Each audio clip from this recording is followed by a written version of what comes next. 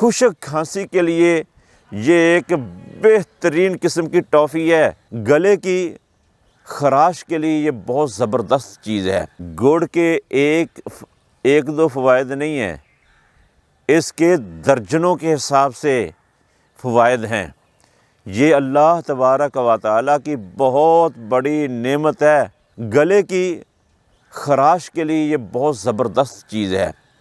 خشک کھانسی کے لیے یہ ایک بہترین قسم کی ٹافی ہے، بہترین قسم کی غذا ہے۔ خشکی کے مریض جن کو خشکی بہت رہتی ہے، ان کو چاہیے کہ گڑ کا استعمال کرتے رہیں، گڑ سے فائدہ اٹھائیں۔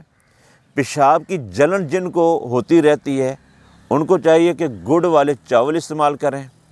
جسم کے اندر خشکی کے اثرات بہت زیادہ ہیں، سر میں بھی خشکی ہے، جسم پر بھی خشکی ہے، پیروں پر بھی خشکی ہے، ہاتھوں پر بھی خشکی ہے۔ اگر آپ اس خشکی کو رفع کرنا چاہتے ہیں تو آپ گڑ کا استعمال کریں۔